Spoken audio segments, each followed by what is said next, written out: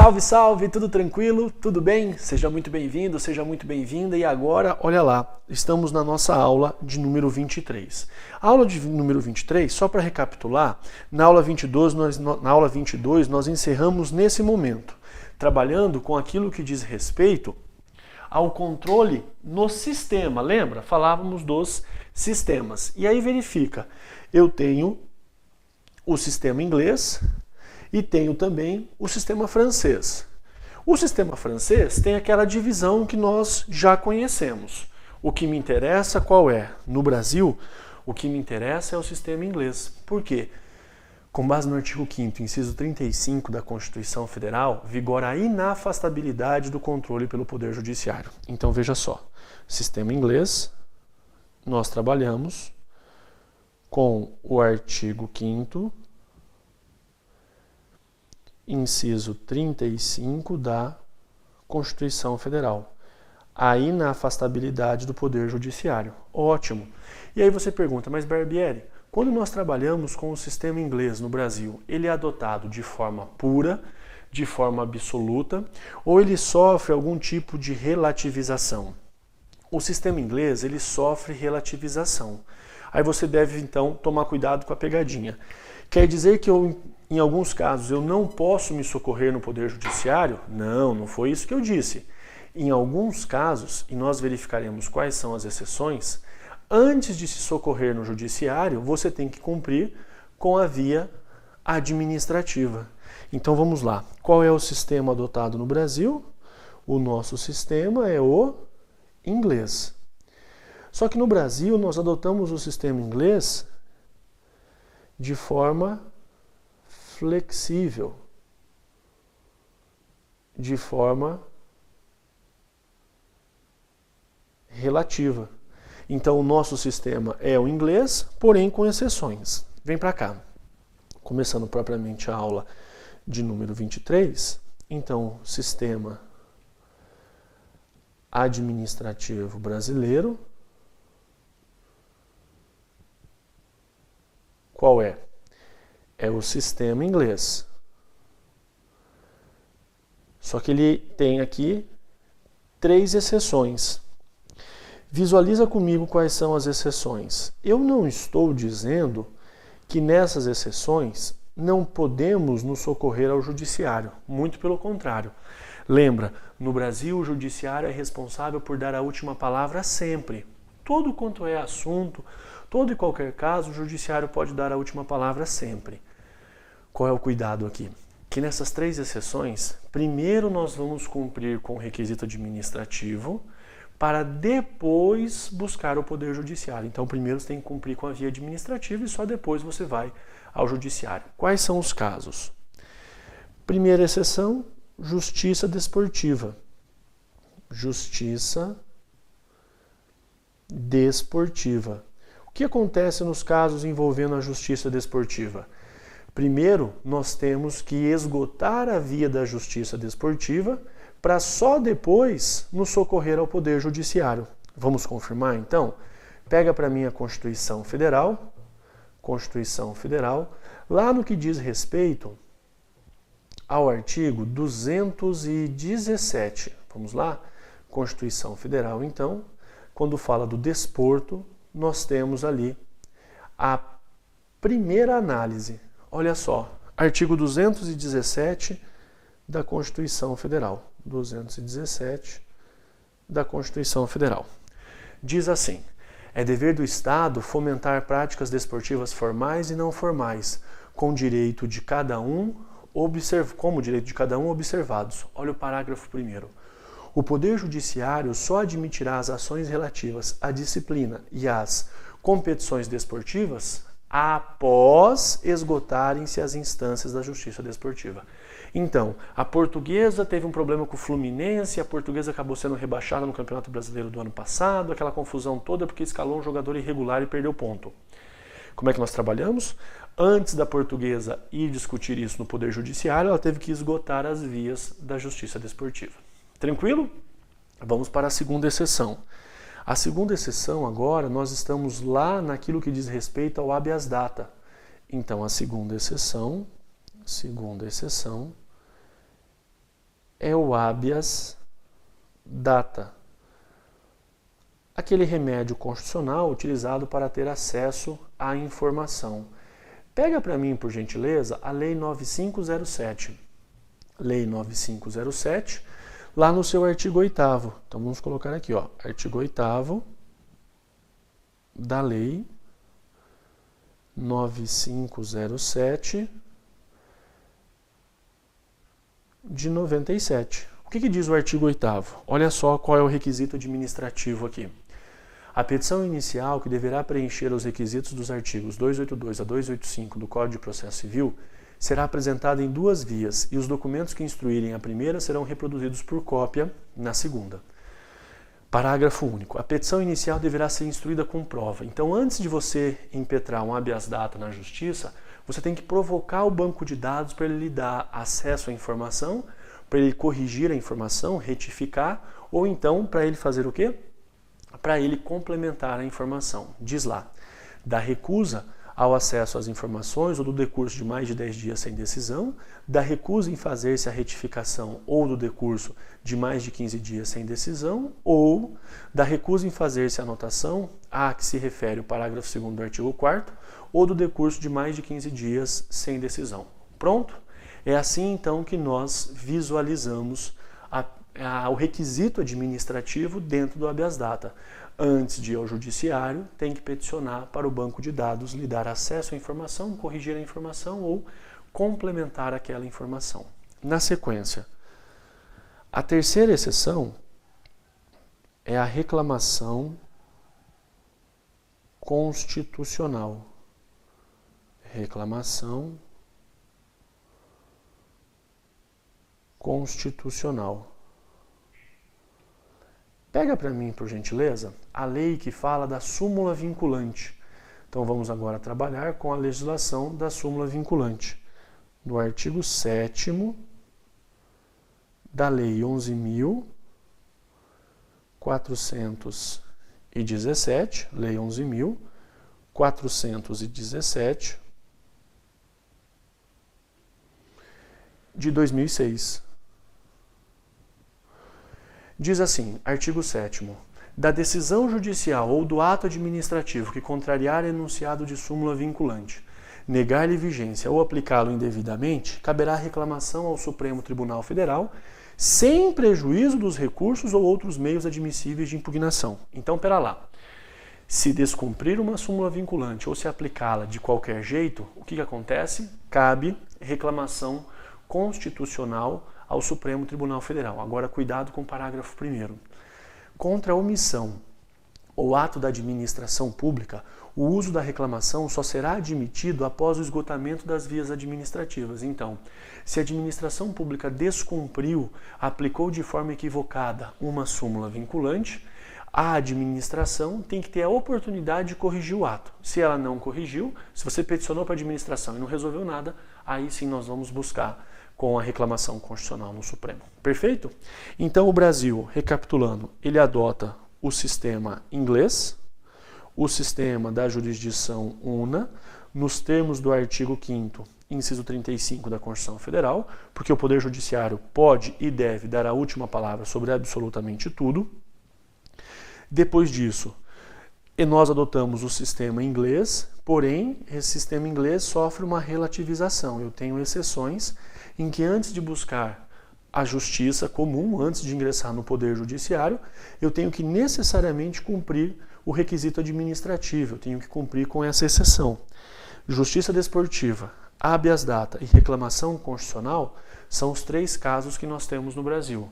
Antes de buscar o judiciário para discutir um caso envolvendo a justiça desportiva, para discutir uma questão da informação do próprio autor, ou então para reclamar constitucionalmente porque não foi cumprida uma súmula vinculante ou foi aplicada de forma equivocada, o que nós temos que fazer? Temos que buscar o cumprimento do requisito administrativo. Ah, então cumprimos com a via administrativa? Cumprimos.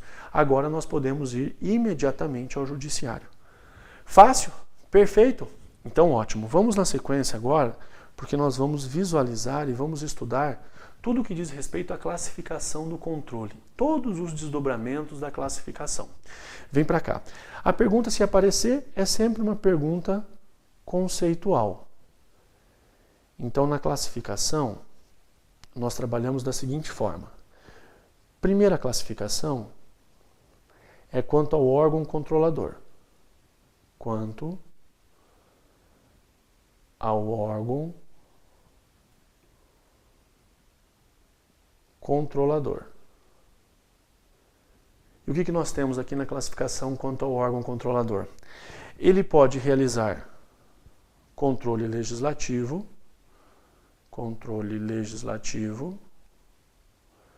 pode realizar também controle judicial,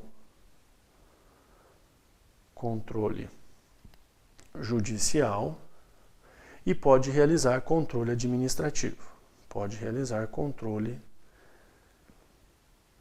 administrativo. Perfeito. O que é o controle legislativo?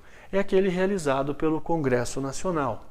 Então, no controle legislativo, é o controle realizado pelo Congresso, realizado pelo Parlamento, e pode ter o auxílio do Tribunal de Contas.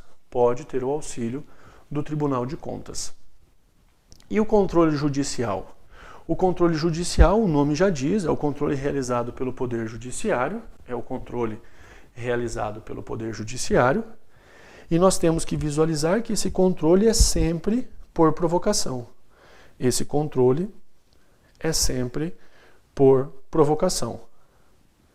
Então, o judiciário, lembra que a jurisdição é inerte, e para que o judiciário atue, tem que ter provocação. O terceiro, a parte interessada, tem que provocar o judiciário. Depois disso, nós temos quem? Depois disso, nós temos o controle administrativo. O controle administrativo, enquanto o controle judicial é sempre por provocação, o controle administrativo pode ser de ofício, como também pode ser por provocação. A administração pública pode atuar por si só? Pode. Como também pode atuar por provocação da parte interessada. Fácil. Depois disso, nós temos o controle quanto à extensão. Agora, o controle é quanto à extensão. Nesse controle quanto à extensão, ele pode ser um controle interno, então pode ser feito um controle interno, como também pode ser feito um controle externo. Então eu tenho a possibilidade de controle interno e também tenho a possibilidade do controle externo. Você diz, Barbieri, o que é o controle interno? É quando o órgão controla a si próprio. Quando o judiciário controla a si próprio. Quando o legislativo controla a si próprio. O órgão controlador e o órgão controlado são os mesmos. Ah, eu estou controlando a mim mesmo. É um controle interno. Ah, ótimo. E o controle externo? O órgão fiscalizador, o órgão controlador e o órgão controlado são distintos. Então, no controle externo, o órgão que está fiscalizando e o órgão fiscalizado são distintos. Fácil, né? Autoexplicativo. Vamos para o próximo. Agora, o controle é quanto à natureza. Controle quanto à natureza. Lembra que eu falei para você? Quando nós estudamos controle, dá a impressão que nós estamos revisando a matéria. Normal.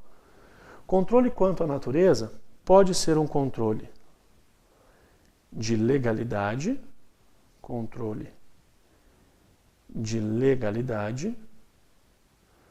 como também pode ser um controle de mérito. Lembra lá da autotutela dos atos administrativos?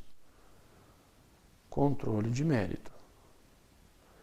Então, como é que nós trabalhamos? Se o controle for de legalidade, tanto a administração pública quanto o Poder Judiciário devem realizar o controle. Ótimo, porque o ato nulo é aquele que tem um vício de legalidade. O ato ilegal tem que ser anulado, deve ser anulado. E os efeitos são ex tunc.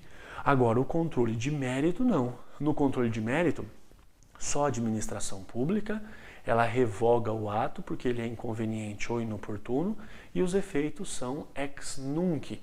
Os efeitos não vão ao passado. Fácil, beleza? Esse é o controle quanto à natureza. Vamos ao próximo porque nós já vimos essa matéria, não é? Agora nós vamos falar do controle quanto ao âmbito. No controle quanto ao âmbito, você visualizou esse tema lá em Organização da Administração Pública. Quanto ao âmbito. E ele pode ser um controle por subordinação, pode ser um controle por subordinação e também pode ser um controle, além de ser por subordinação, pode ser um controle por vinculação. Pode ser um controle por vinculação.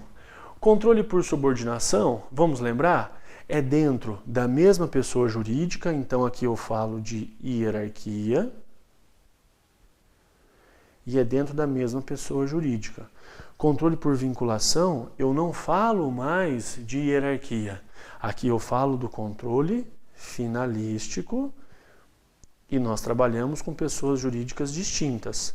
No controle por subordinação, se tem hierarquia, eu tenho que lembrar da desconcentração.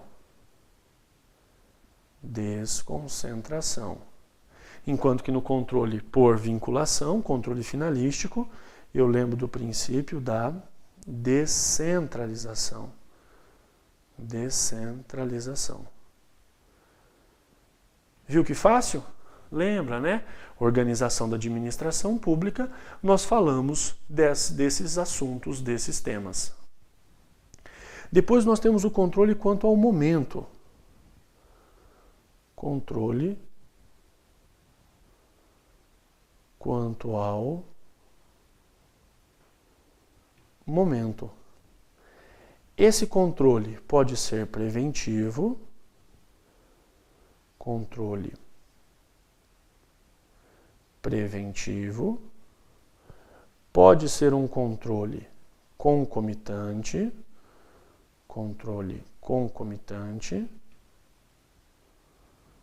e pode ser também um controle repressivo.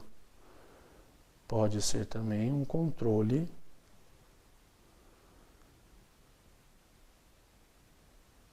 repressivo. O nome também ajuda bastante, né? Controle repressivo, também chamado de controle posterior. Aqui o nome auxilia muito. Por quê? Controle preventivo antes da prática do ato.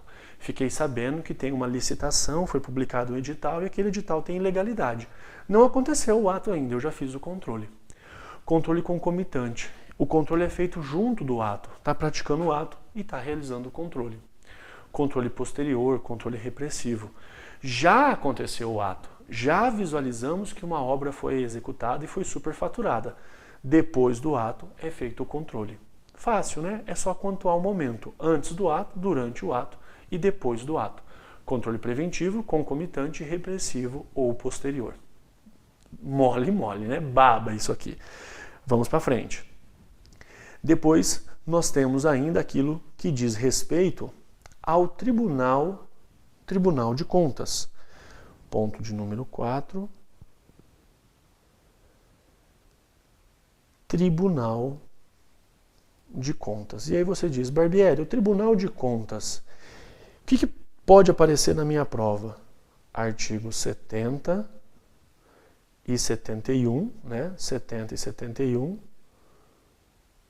da Constituição Federal. São esses os dispositivos que podem aparecer na sua prova sobre o Tribunal de Contas. Então, primeiramente, qual é a competência do Tribunal de Contas?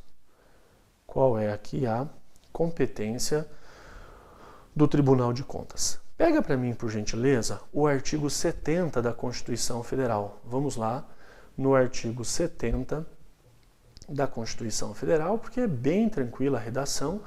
Sendo o CESP ou FCC, pode ter certeza que isso vai despencar na sua prova.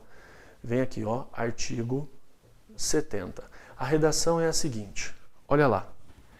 A fiscalização contábil, financeira, orçamentária, operacional e patrimonial da União e das entidades da administração direta e indireta, quanto à legalidade, legitimidade, economicidade, aplicação das subvenções e renúncia de receitas, será exercida pelo Congresso Nacional, mediante controle externo e pelo sistema de controle interno de cada poder. Ótimo.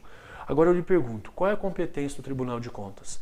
Controlar qualquer pessoa física ou pessoa jurídica, se pessoa jurídica de direito público ou direito privado, que recebeu o que se utilizou de verba pública. Parágrafo único despenca em prova. Prestará contas qualquer pessoa física ou jurídica, pública ou privada, que utilize, arrecade, guarde, gerencie ou administre dinheiros, bens e valores públicos ou pelos quais a União responda ou que, em nome desta, assuma obrigações de natureza pecuniária. Então vamos juntos aqui, ó. A competência é para fiscalização, né? Então ele vai prestar contas, vai fiscalizar.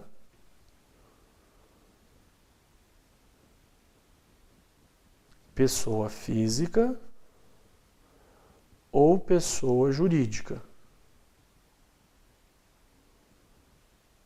Se pessoa jurídica, de direito público ou de direito privado, que fez o quê? Que utilizou de verba pública. Que tivemos aqui uma utilização, né? Utilização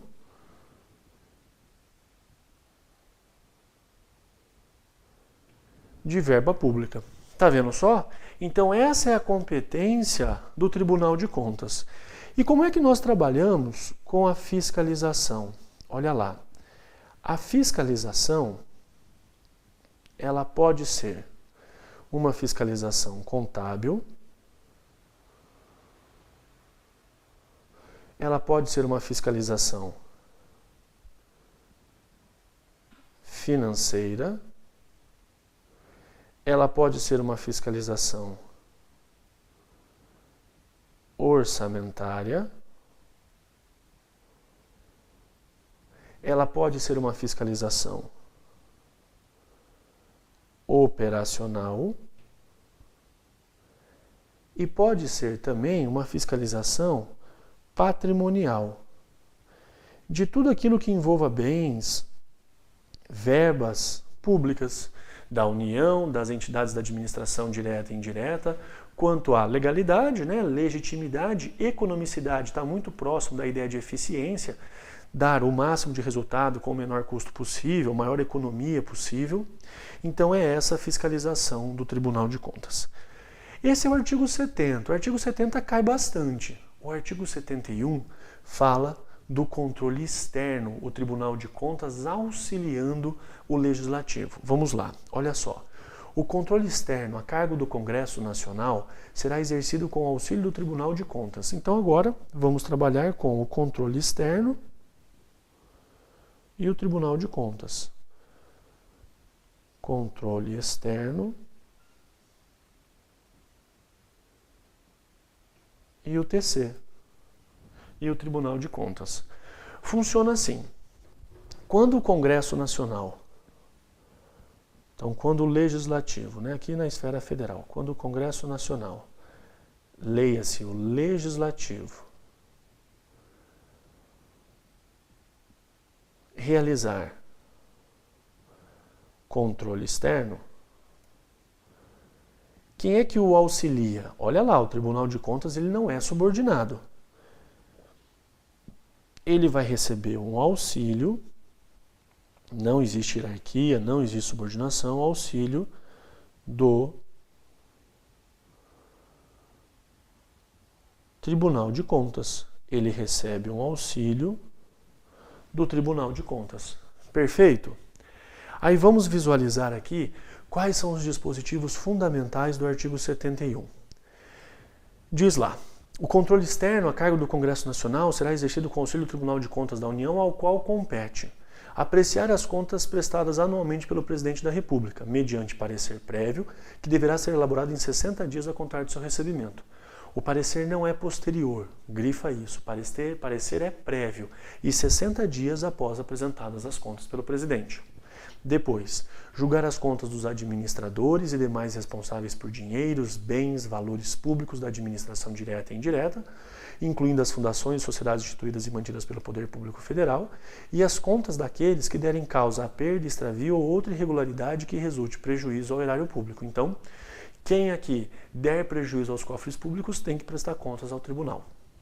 Apreciar, para fins de registro, a legalidade dos atos de admissão de pessoal a qualquer título na administração direta e indireta, ver se a contratação é legítima, incluídas as fundações instituídas e mantidas pelo poder público, excetuadas as nomeações para cargo de provimento em comissão. Então não é toda e qualquer nomeação, cuidado com a exceção dos cargos em comissão.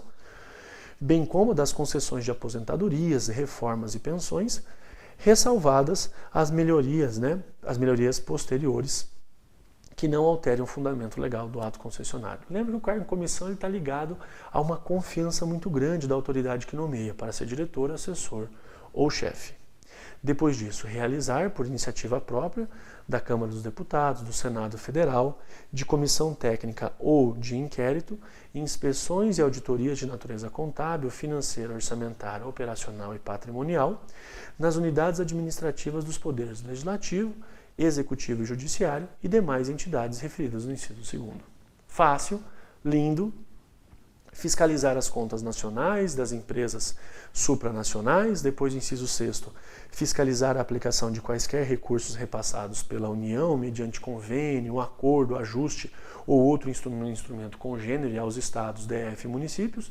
Não se preocupe com o nome, se é convênio, se é contrato, não se preocupa com o nome não. Prestar informações solicitadas pelo Congresso Nacional por qualquer das suas casas ou por qualquer das respectivas comissões sobre fiscalização contábil, financeira, orçamentária, operacional e patrimonial, aquilo que nós falamos da fiscalização na letra B, e ainda aplicar aos responsáveis em casos de ilegalidade de despesa ou irregularidade de contas, quem está fraudando, quem está dando golpe no Estado, as sanções previstas em lei, que estabelecerá, entre outras penas, responde por improbidade, etc., etc., multa proporcional ao dano causado ao erário. Quanto maior o dano que ele causou ao erário, maior a multa que esse sujeito vai receber. Fácil? Joia? Agora veja só, eu quero que você deixe anotado do inciso 9º até o parágrafo 4º do artigo 71. É o mais cobrado em prova. Vamos lá? Olha só, diz lá. Inciso 9º. Assinar prazo para que o órgão ou entidade adote as providências necessárias ao exato cumprimento da lei. Sustar, se não atendida a execução do ato impugnado, comunicando a decisão à Câmara dos Deputados e ao Senado Federal. Representar ao poder competente sobre uma irregularidade ou um abuso de poder. Então, diante de uma irregularidade ou de um abuso de poder, cabe representação. Olha o parágrafo 1º, importantíssimo. No caso de contrato, o ato de sustação será adotado diretamente pelo Congresso Nacional, que solicitará de imediato ao Poder Executivo as medidas cabíveis. O Congresso vai lá e susta aquele ato. Perfeito. Mas e se o Congresso não fizer? Se o Executivo não fizer? Grifo parágrafo 2º, que também é fundamental. Se o Congresso Nacional ou o Poder Executivo, no prazo de 90 dias, não efetivar as medidas previstas no parágrafo anterior, o tribunal decidirá a respeito. Então, pode o tribunal sustar o ato? Pode, desde que quem deveria ter feito não fez no prazo. E qual é o prazo? Deixa grifadinho. No prazo previsto no parágrafo anterior. Tá, não cumpriu. Quando é que o Tribunal de Contas vai atuar? Diz ali, se o Congresso Nacional, o Poder Executivo, em 90 dias não fez nada, o Tribunal de Contas agora fará. As decisões do Tribunal de que resulte imputação de débito ou multa terão eficácia de título executivo. O Tribunal encaminhará ao Congresso Nacional, trimestral e anualmente, relatório de suas atividades. Fácil, perfeito, ótimo. Falamos então daquilo que diz respeito ao controle. Lembra que qualquer poder pode controlar o outro. Controle externo, e ainda que o poder controla a si próprio, controle interno, e que a administração pública pode realizar tanto um controle de ofício quanto por provocação. Já o Poder Judiciário é só por provocação. E não esquece, faça a leitura dos 70 e 71 desses dispositivos que eu pedi para você grifar, porque é de fundamental importância para a sua prova. Combinado? Fica com Deus, um grande abraço e até a nossa próxima aula. A gente se vê.